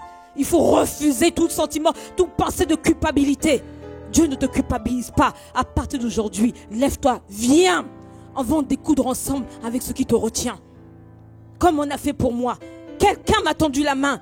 Quelqu'un a dit, ça y est, tu vas t'en sortir. Et je suis passée de foule à ouvrier. Et ensuite d'ouvrier à berger. Premier prérequis pour passer de foule à ouvrier. Je vous ai dit, j'ai fait une rencontre. Amen. J'ai fait une rencontre. Tu dois être conscient de qui tu transportes. Tout à l'heure, j'ai dit dans Psaume 133 que le psalmiste disait, j'aimerais habiter toute ma vie. Et j'ai dit que toi et moi, on doit dire, je veux te garder toute ma vie. Parce que nous sommes le temple du Saint-Esprit. Nous sommes son habitation. Le Saint-Esprit est en toi, il est en moi. Il faut être conscient de ça. Il faut être conscient de ça. Mais parfois, on ne l'est pas. Même quand on le rencontre, on ne l'est pas. Rappelez-vous, Jacob, dans Genèse 32, 24, vous lirez à la maison. Plusieurs fois, Jacob a rencontré Dieu. Une fois, il a pris une pierre, il a dit, ok, la présence de Dieu est là. Il a mis là, la pierre. Et qu'est-ce qu'il a fait? Il est parti, il a continué son chemin. Mais Jacob, Dieu est là. Il a continué son chemin. Il a rencontré Dieu plusieurs fois jusqu'à ce que Dieu dise, non, je dois en découdre avec toi parce que tu dois passer de Jacob à Israël. Rappelez-vous, Dieu fait toujours croître. Tu dois passer de Jacob à Israël. J'ai besoin de toi. Et Dieu a combattu avec Jacob. La Bible dit qu'il y avait un ange de l'Éternel qui a combattu toute la nuit avec Jacob jusqu'à ce que Jacob reconnaisse, ah, c'était Dieu qui combattait avec moi. Oui, il a dit, non, là, je te laisse pas. Tu ne partiras pas tant que tu ne m'as pas béni. Tu dois dire à Dieu, Seigneur, je veux te voir. Et je ne te laisserai pas partir tant que tu ne m'as pas béni. Je veux être conscient de ta présence. J'ai rencontré le Seigneur plusieurs fois parce que j'ai fait cette prière. J'ai dit, Seigneur, à chaque fois que je viens à l'église, on me parle de toi. Dieu est ici, Dieu, mais non, mais quand est-ce que moi aussi, je vais parler de toi? Parce que je t'ai expérimenté personnellement. Et donc j'ai posé des actes forts. J'ai fait des semences de fou. Par amour pour Dieu. Parce que je te rencontrais. Et une chose qui a apporté de tous. Qu'est-ce que j'ai fait? Un week-end, j'ai annoncé à mes responsables à l'église, l'or ne sera pas disponible. Je ne sers pas ce week-end. Hein. Ah bon? Oui. Je pars en retraite. Pourquoi? Parce que Seigneur, il faut que je te rencontre. Il faut que je te rencontre. Ma vie a beaucoup changé, mais je veux encore aller plus loin. Et qu'est-ce qui se passe? J'arrive, je me pose j'éteins mon téléphone et je dis, Seigneur, une retraite chez moi. Hein. J'étais encore célibataire, je vivais toute seule. Je crée une ambiance. Je dis, ok, tu es mon époux, tu es mon meilleur ami. Je veux communier avec toi. Je n'ai pas été aimée. Je veux ressentir ton amour. Je ne veux pas qu'on me parle de l'amour de Dieu. Je veux la ressentir personnellement. Je sais que c'est possible. Et je lui dis ça. Donc, qu'est-ce que je fais? Je dresse une table où je mets des fleurs. Je mets une lumière tamisée. Je mets une adoration. Et je suis là dans sa présence. Je dis, Seigneur, je veux te rencontrer. Seigneur, je veux te rencontrer. Seigneur, Wow! Une présence de Dieu dans mon appartement. Et je suis prosternée. Je pleure, mais je sens que c'est des larmes de reconnaissance. Et à un moment donné, je vous assure, je sens quelqu'un qui me prend dans ses bras. Ah! Je fonds juste en larmes. Je suis reconnaissante. Et Seigneur, je t'ai rencontré. Seigneur, enfin, je t'ai rencontré. Je t'ai expérimenté. On doit expérimenter la présence de Dieu. Elle est vraie, elle n'est pas palpable. Elle est en nous, elle est avec nous, elle est sur nous. On doit l'expérimenter. Quand tu l'expérimentes, tu ne restes jamais la même. Jacob est devenu boiteux. Oui, et moi je ne suis pas restée la même. Je suis sortie de l'état de tristesse, d'abattement à une femme remplie de joie et d'allégresse. À une femme où lorsque je venais à l'église, je vous disais qu'au début, je me la racontais, j'avoue. Mais j'étais pleine de façade, j'étais bien maquillée, je marchais avec assurance. Mais en réalité, j'étais triste. Là, ça avait complètement changé. Je pouvais venir à l'église en survêtement et basket. Et je chantais, je dansais. Et quand je rentrais chez moi, je continuais à louer Dieu. Parce que j'avais compris que c'est le Dieu de l'espérance. Je l'avais rencontré. Je l'avais rencontré. Il y a une autre personne que j'aime beaucoup. C'est Saul de Tarse. Qui connaît Saul de Tarse? Saul de Tarse. Saul de Tarse. La Bible dit qu'il respirait le meurtre et la menace. Dans Acte 22, il respirait le meurtre et la menace. C'était un bon religieux. Oui, il allait au temple. Il maîtrisait la Torah. Le gars maîtrisait la parole de Dieu. Il pensait bien faire. Jusqu'à ce que Dieu l'arrête. Et il lui dit, Paul, mais pourquoi tu me persécutes? Paul dit, mais quel moment je te persécute? Et Dieu le frappe d'aveuglement. Waouh! Il le frappe d'aveuglement. Pourquoi? Parce que sa vue était biaisée. Sa vue était voilée. Il fallait qu'il en découvre avec la vue de Paul. Paul ne voyait pas les choses comme Dieu les voyait. Paul les voyait d'une manière, Dieu les voyait d'une autre manière. Alors je prie que tu ne deviennes pas aveugle, mais que la cécité quitte ta vie au nom de Jésus. Que tu recouvres la vue, que tu vois les choses comme Dieu les voit, que tu vois ton frère et ta soeur comme Dieu les voit, que tu vois les âmes, que tu vois la foule comme Dieu la voit. Que tu arrêtes de te plaindre de la foule, mais tu la vois comme Dieu la voit. Que tu vois l'église comme Dieu la voit. Dieu voit l'église comme ses enfants bien-aimés. Dieu nous aime. Dieu nous aime. Que tu arrêtes de critiquer ta voisine parce que tu sais ce qu'elle vit, tu sais ce qu'elle fait, tu sais que ce qu'elle fait n'est pas bien. Dieu la voit comme une âme qui veut sauver. Dieu la voit comme une âme qui est meurtrie, qui veut guérir. Et c'est comme ça que nous devons tous recouvrer la vue, voir comme Dieu voit. Amen. Amen. Et lorsque Paul a recouvré la vue, la Bible dit qu'il y a un serviteur qui s'appelait Ananias. Dieu l'envoie. Et lui aussi dit à Dieu, qui ce Paul-là, ce meurtrier? Non, Seigneur, pas la peine de le guérir. Dieu dit, j'ai besoin de lui.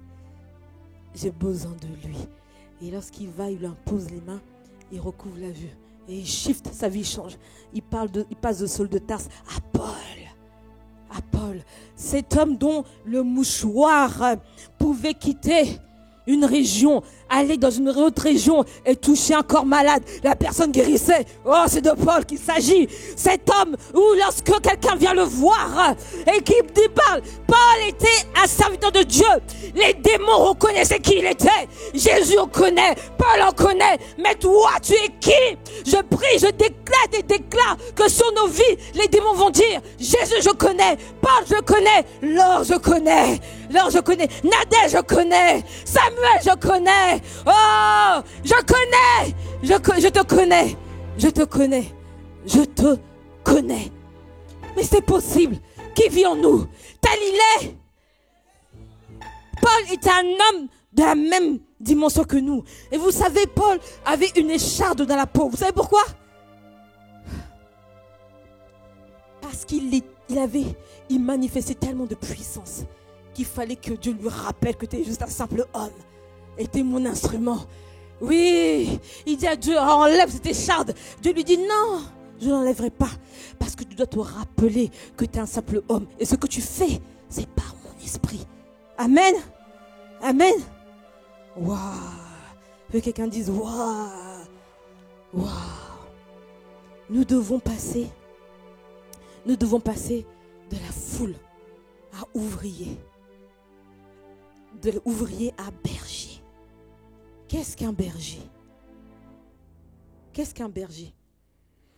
Un berger, c'est une personne qui va prendre soin des âmes, qui va les faire paître avec sagesse et intelligence. Un berger, c'est quelqu'un qui enseigne la parole. Un berger, c'est quelqu'un... Là, je ne parle pas de titre. On peut tous être berger, oui ou non? Quand tu prends soin d'un troupeau, tu deviens berger. Oui. Et tu seras peut-être ou peut-être pas ordonné. Pasteur, assistant pasteur, bishop, etc. Mais Dieu a vu que tu étais un berger. Il faut prendre soin des âmes. La foule, elle vient et elle repart. Pourquoi? Parce qu'il manque des ouvriers. On doit passer de l'étape de foule à ouvrier. C'est ce que Dieu veut pour nous. Parce qu'il y a des gens qui ont besoin de ce qui est en toi, de ce qui est en moi. Et on doit passer d'ouvrier à berger. C'est ce que Dieu veut. Amen. Amen. Tout à l'heure, je l'ai dit et je vais encore le redire. on doit prendre part à la vie de l'Église. Je vous ai dit que l'Église m'a vraiment, je vous avoue, transformée. Le Seigneur, à travers ses serviteurs et à travers mes frères et sœurs dans l'Église, ma vie a été transformée. Au-delà d'être sauvée, j'ai été transformée. Amen. Jusqu'à ce qu'un jour, mon frère, un de mes frères encore, j'ai 4 frères. Donc quand je vous parle de mes frères, retenez qu'elle en a plusieurs. Un de mes frères me dise, Laure, tu sais qu'on ne te reconnaît plus? Ah bon, comment ça? Il me dit, lorsque je vais sur les réseaux, je dis quoi? C'est ma sœur qui parle du Seigneur avec autant d'assurance. Je dis, oh, ah bon? Il me dit, mais tu ne te rappelles pas? Non. Laure, tu étais bègue, je bégayais. Tu étais peureuse, j'avais peur de tout. Tu étais timide, tu étais réservée. Et là, je vois une femme remplie d'assurance. Oh, gloire à Dieu! Cette transformation-là, Olivier, c'est pas moi, c'est Dieu. C'est pas moi, c'est Dieu. C'est pas moi, c'est Dieu. C'est Dieu qui a fait ça, je vous assure. C'est Dieu qui le fait. Et il continue à le faire. Oh, parce que j'ai pas fini. Oh non, j'ai pas terminé. J'ai pas terminé. J'ai une feuille de route. Comme nous tous, on a une feuille de route. Oui, il faut qu'on aille jusqu'à la fin. Afin que lorsqu'on sera auprès du Seigneur, qu'il nous dise, bon et fidèle serviteur, rends ma gloire. Moi, c'est mon objectif. Amen. Moi, c'est mon objectif. Une fois, j'étais à l'enterrement d'un ami, d'une de mes bonnes copines. Il est décédé suite au Covid. Et on a fait l'enterrement. Il s'est fait incinérer. Je ne connaissais pas. Là, j'ai connu. Après, il y a eu d'autres cas d'incinération. Je suis gloire à Dieu. Et il s'est fait incinérer. Et on était avec ses frères. Lui aussi, il a plusieurs frères. Et ma copine, on était là, on discutait avec eux à la fin de la cérémonie. Et ils sont en train de dire entre eux, ah, moi aussi, je voudrais être incinéré.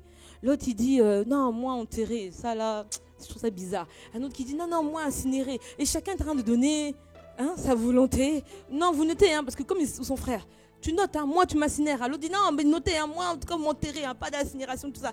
Et il demande à ma copine, toi, tu veux quoi? Elle a dit, oh oui, moi aussi, je serai incinérée. Et donc, ils parlent et moi, je reste calme, je les écoute. Je me dis dans moi-même, de quoi ils parlent? De quoi ça parle? Et donc, ils me regardent. Et toi, alors? Moi, oui. Incinéré ou enterré? Mais moi, je vais t'enlever.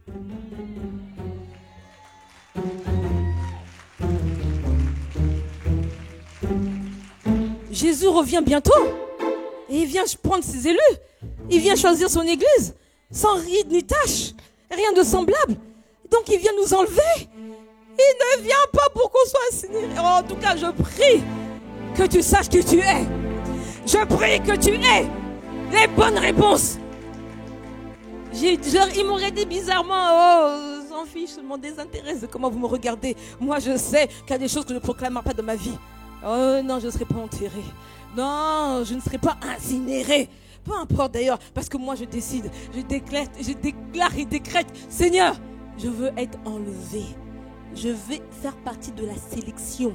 Moi et ma famille, nous servirons le Seigneur et 2 nous serons enlevés. Et je prie que l'église, un baptême chrétien à Toulouse, que nous soyons tous enlevés au nom de Jésus. Aspirons à l'enlèvement. Amen. Amen. C'était une conversation fort intéressante d'ailleurs. Amen. On doit prendre part à la vie de l'église. Quand tu sors de la foule qui est languissante et abattue, tu arrives dans l'église, tu comprends que les blessures, Satan voulait t'empêcher d'être béni. Oui. Satan voulait t'empêcher d'être béni. Dis-lui qu'il a échoué. Oh, il a été précipité, non. L'accusateur de nos pères a été précipité. Et aujourd'hui, il est notre marchepied. Pourquoi tu causes avec lui? Pourquoi tu deals avec lui? Pourquoi tu acceptes ses mensonges? Participe à la vie de l'église. L'église, c'est un lieu de partage, de rencontre, d'apprentissage, d'étirement, d'élargissement, d'émondation. Tu vas t'émonder, tu vas tailler. Oui. Vous savez, parfois, quand je monte et que je fais la modération, là, mon mari n'est pas là, donc j'en profite. Je reçois des messages. Bip, bip. Chérie, arrête ça. Oh, pardon. Ok. Je me reprends. Chérie, fais doucement. Il me reprend. Il est en train de me coacher. Et si je suis ce genre de personne qui n'aime pas les remarques? Ah non, si c'est comme ça, t'as qu'à monter toi-même, moi je monte plus. Oh,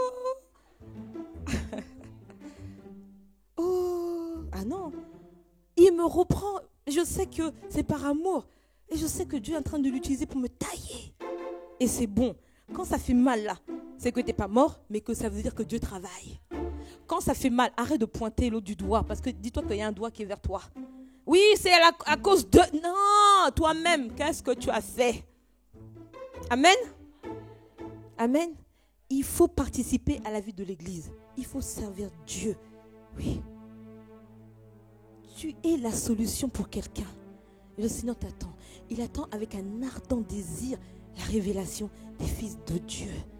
Et ça parle de qui? De nous. Ça parle de toi. Ça parle de moi. La foule est abondante. Elle est grande. Elle est là. Elle est à la porte. Le serviteur de Dieu a déclaré sur ici Toulouse 1000 âmes. Mais qui va en prendre soin? Qui va en prendre soin? Lève-toi. Levons-nous ensemble. Mais tu vas voir. À travers ton service, il y a des récompenses. On ne sert pas pour les récompenses, mais je vous assure que les récompenses viennent quand tu as beaucoup pleuré. Oui, les récompenses viennent quand tu es taillé. Après, tu te regardes dans le miroir, tu contemples le Seigneur comme dans un miroir. Et tu remarques, oh, wow, j'ai changé. Wow, oh, mais ça, on me dit ça me dérange plus. Oh, la dernière fois, on entendait ça sur moi. Oh, ça m'embête plus. Qu'est-ce qui est en train de se passer? C'est que je suis en train de changer. Il y a des choses dans lesquelles je suis sortie. Oh, tout ce qui est d'œuvre de la chair, masturbation, oh, les querelles, les murmures, les médisances. Oh, je suis sortie de tout ça. Par la grâce de Dieu. Et ça, c'est pour toi. C'est pour moi. C'est ce que Dieu veut de nous. Amen. Quand je suis arrivée à SCC, j'étais convaincue que j'étais à ma place. C'est pour ça que, peu importe quand on me disait, mais non, mais alors quitte cette église. Je dis, mais quittez là où il y a Dieu. Quittez là où il y a la présence de Dieu. Ah non, je ne suis pas Jacob, pardon, je suis Laure. Quand il y a la présence de Dieu, je reste. J'ai dit, tant que Dieu n'a pas bougé, je ne bouge pas. Amen. Je prie que tant que Dieu ne bouge pas, tu ne bouges pas au nom de Jésus. Je prie que nous soyons établis dans un endroit ferme au nom de Jésus. Je prie que nous ne soyons pas ballottés à tout vent de doctrine au nom de Jésus. C'est comme ça que les brebis sont dispersées quand ils ne sont pas stablement ancrés dans une maison. Amen. Un bon berger est une personne qui doit désirer, aspirer à avoir le cœur de Dieu. Le cœur de Dieu. Le cœur de Dieu, tu dois te poser la question, pourquoi je fais ce que je fais? Pourquoi je chante? Pourquoi je danse? Pourquoi je fais l'accueil? Pourquoi je fais ça au fait? Au départ, quand tu es ouvrier, c'est parce qu'on a besoin de moi. Nous, on a commencé à servir parce qu'on avait besoin de nous, l'église était petite. Mais plus tu grandis, maintenant tu te poses des vraies questions. Laure, pourquoi tu veux apporter la parole? Bon, je vous dirais qu'en vérité, je ne veux pas porter la parole. Je ne voulais pas, mais bon, je sais que ça fait partie de ce que Dieu a prévu que je fasse. Ouais. Mais Laure, pourquoi tu prends soin des femmes? Laure, pourquoi tu prends soin des jeunes filles? Il faut s'interroger. Pourquoi tu fais ce que tu fais? Pourquoi tu fais ce que tu fais? Pourquoi tu sers dans le département, dans le ministère dans lequel tu es? Il faut s'interroger. Jésus a dit, dans Matthieu, on revient dans le livre de Matthieu,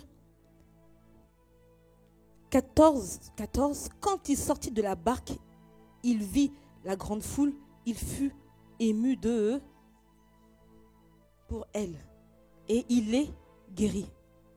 Un autre verset, Matthieu 15, qui dit, Jésus ayant appelé ses disciples, leur dit, je suis ému de compassion pour cette foule, car voilà 3 jours qu'ils sont près de moi et n'ont rien à manger.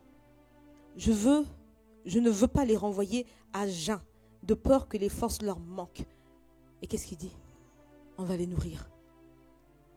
La compassion te fait rentrer en action. Un jour, quelqu'un m'a dit, oui, moi je veux faire l'intercession. Tu veux entrer dans l'intercession? Oui. Est-ce que tu pries chez toi pour les âmes, pour l'église? Non. Commence par là. Non. Tu dis que tu as le battement de cœur pour l'intercession. Mais commence dans le secret quand personne ne sait à part Dieu. L'équipe MSOJ, c'est les œuvres sociales de l'église. j'avais une réunion avec eux et je leur disais, vous savez, lorsqu'un frère, une sœur vient vous voir et vous dit, je n'ai rien à manger, ça doit vous faire pleurer. Un jour, j'étais à Boissy, avant qu'on déménage au Croissy, et je pense poussé par l'esprit, parce que c'était pas mon chemin. Je passe par là où il y a l'équipe MSOCH. Et je m'arrête, je salue les sœurs. Il y en a une, elle me dit, oh non, mais Tata Laure, franchement, ce qui se passe, c'est terrible. Elle était attristée. Je lui dis, mais qu'est-ce qu'il y a? Elle dit, il y a une maman qui est venue nous voir. Elle a un bébé de quelques mois. L'enfant n'a pas mangé depuis des jours parce qu'elle n'a pas d'argent, il n'y a pas de lait. Et l'enfant n'avait pas de couche. Elle avait sur elle quelque chose qu'elle avait mis de bonne fortune pour que les selles ne débordent pas sur les vêtements. Mon cœur a été serré. Ça m'a fait mal, comme si c'était moi. J'ai dit, waouh, t'es pas sérieuse. Elle me dit, si, Tata Laure, je t'assure, les gens souffrent. Elle me dit ça. J'ai dit, j'arrive.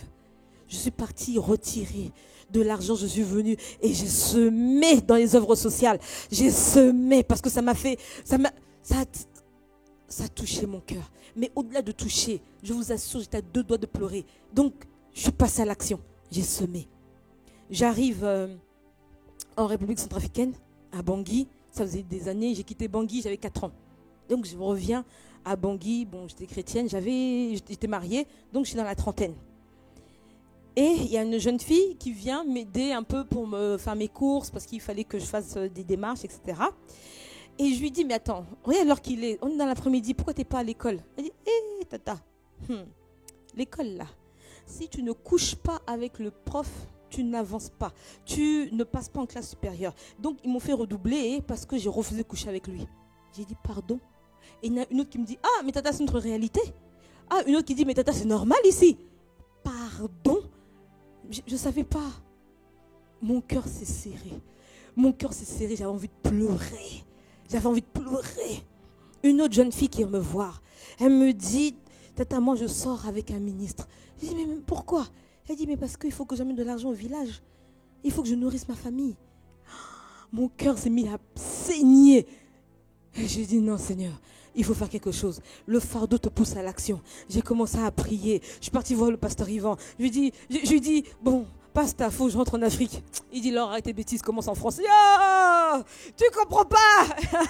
Il me dit, oh, je comprends très bien. Ici aussi en France, il y a des jeunes filles qui souffrent. Il y a des jeunes filles qui sont blessées. Et j'ai commencé ici. J'ai pris soin des jeunes filles. J'ai commencé à parler à des jeunes filles, à les encourager. On a fait des retraites. J'ai prié pour des jeunes filles. J'ai crié à Dieu pour des jeunes filles. Je réfléchis à chaque fois, je dis, Seigneur, montre-moi la voie à suivre. Montre-moi comment faire. Et ensuite, il a tiré ma vision. Il m'a montré les femmes. J'ai dit, ah non, Seigneur, les femmes. Oui, les femmes. Et comment il fait? Toujours les mêmes techniques avec moi. Il m'envoie des femmes vers moi. Regarde, Laure, ce que je vis. Non, c'est pas possible. Comment tu peux vivre ça alors que tu es chrétienne? Non pas pour la culpabilité, mais c'est pour crier à Dieu. Seigneur, viens au secours de notre incrédulité. Et le Seigneur a commencé à me faire mettre en place. J'ai un centre de formation pour toutes les femmes blessées émotionnellement. Ça, c'est mon credo. Parce que j'estime que quand tu rentres dans un mariage blessé, tu vas détruire ton mariage.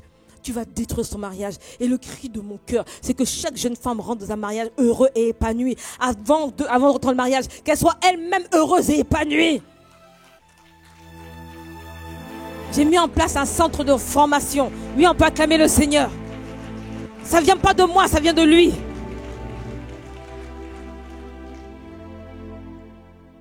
Le berger sur le cœur de Dieu doit avoir des fardeaux. On doit avoir des fardeaux. On doit pleurer pour une cause. Si ce n'est pas le cas aujourd'hui, lève-toi et demande au Seigneur le fardeau de Dieu dans ta vie. Parce que tu as été créé pour quelque chose. Tu n'as pas été créé pour faire figuration. Tu n'as pas été créé pour venir t'asseoir uniquement ici. Tu as été créé pour que le Seigneur t'envoie. Tu as été créé pour une cause. Tu as été créé pour une ethnos. Tu as été créé pour un groupe de personnes vers qui Dieu veut t'envoyer puissamment. On a été tous créés pour ça. On n'a pas été créé pour être des bons chrétiens dans l'église avec des belles maisons, des voitures. Non. Des maris, des enfants bien sur eux. Non. On a été créé pour être une solution.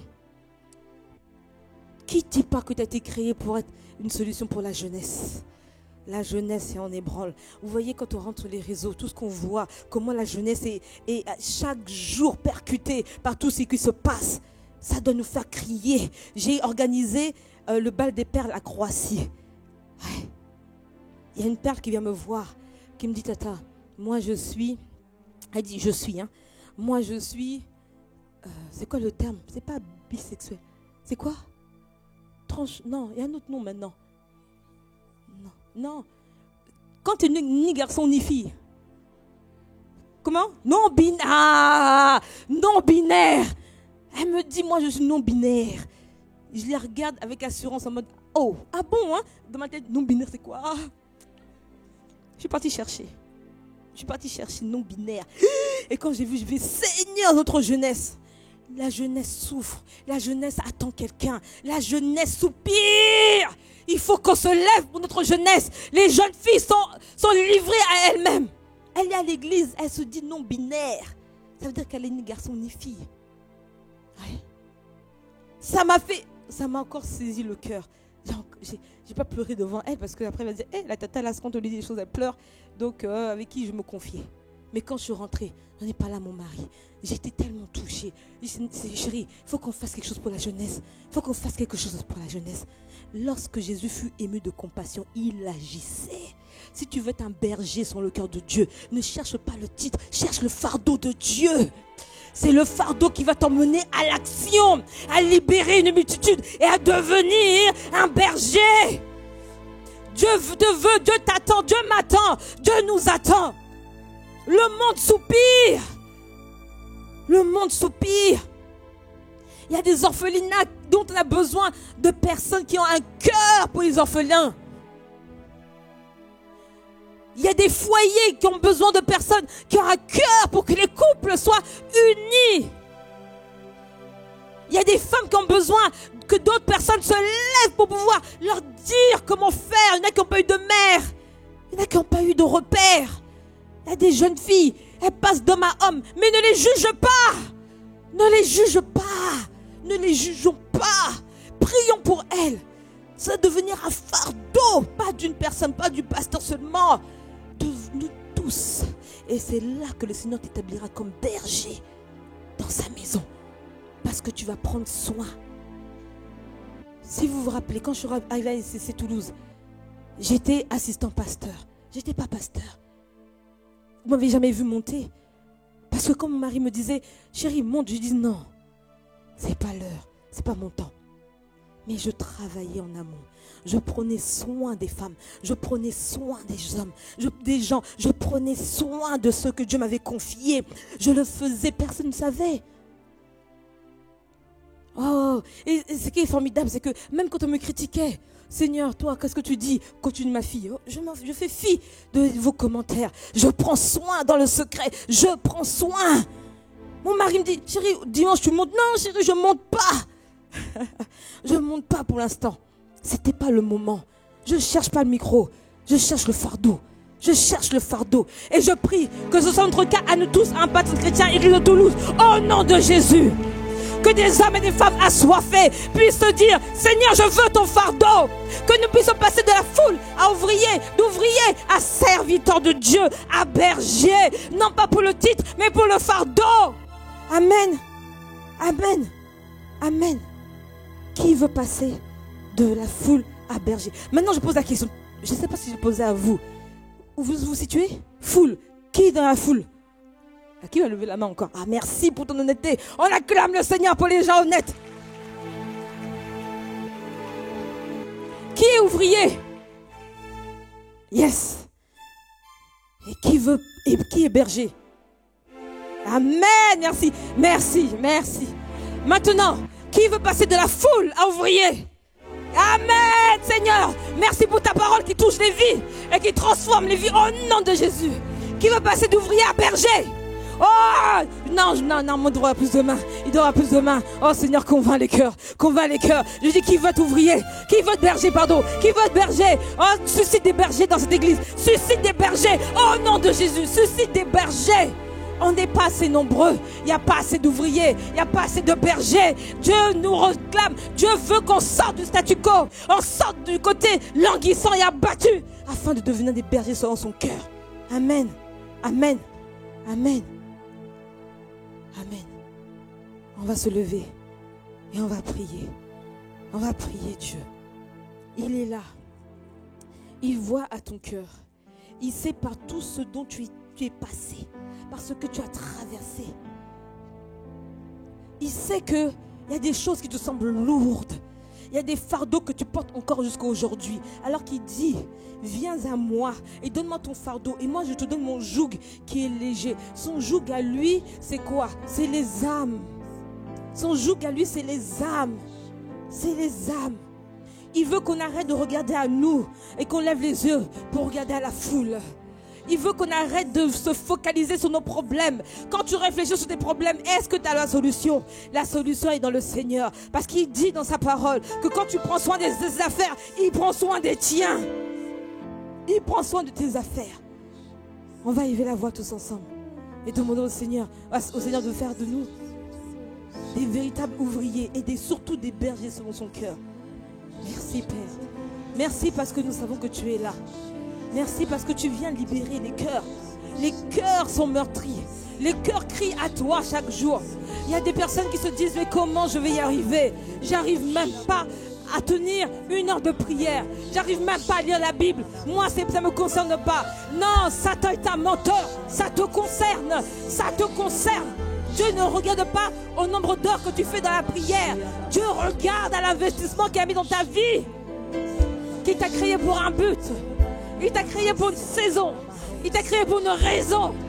Il t'a créé pour la jeunesse. Il t'a créé pour les enfants. Il t'a créé pour les hommes et les femmes. Il t'a créé pour les médias.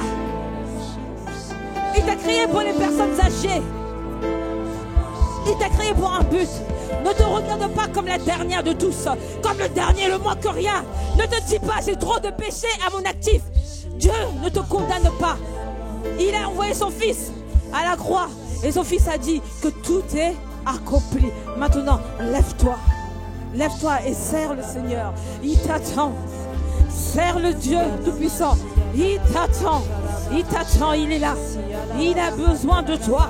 Oui, il dit qu'il peut susciter des pierres pour l'adorer. Mais il veut que ce soit toi qui l'adore. Il veut que tu l'adores.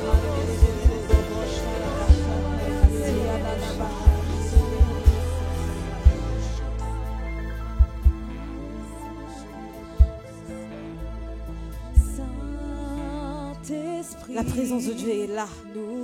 La présence de Dieu est là. Elle est parmi nous. Je sais qu'il a parlé à ton cœur ce matin. Mais quand il parle, ce n'est pas pour culpabiliser. Non, c'est pour libérer. Oh, je prie que quelqu'un de cette salle soit libéré au nom de Jésus. Reçois ta délivrance aujourd'hui. Reçois la restauration de ton cœur aujourd'hui. Reçois ta libération aujourd'hui au nom de Jésus. Ce qui résistait dans ta vie, lâche prise. Pourquoi? Parce qu'il est mort pour toi. Il est mort pour moi. Et il a ressuscité. Pourquoi? Pour que tu puisses toi aussi opérer. Il dit tel je suis, tel vous devez être. Il nous a fait de peu semblables à lui, afin que nous aussi nous opérions comme lui. Il ne te regarde pas selon tes fautes. Il ne te regarde pas selon tes manquements. Il te regarde selon son investissement dans ta vie. Saint-Esprit, recevoir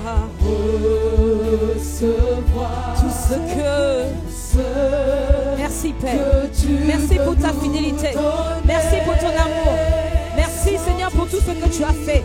Merci parce qu'assurément cette parole est tombée sur des terres fertiles, et elle va prendre de la grandeur. Elle va grandir. Merci pour la foule qui passe ouvrier. Merci pour les ouvriers qui passent réellement serviteurs sur le cœur de Dieu, qui passent bergers sur le cœur de Dieu. Seigneur, c'est toi que nous voulons.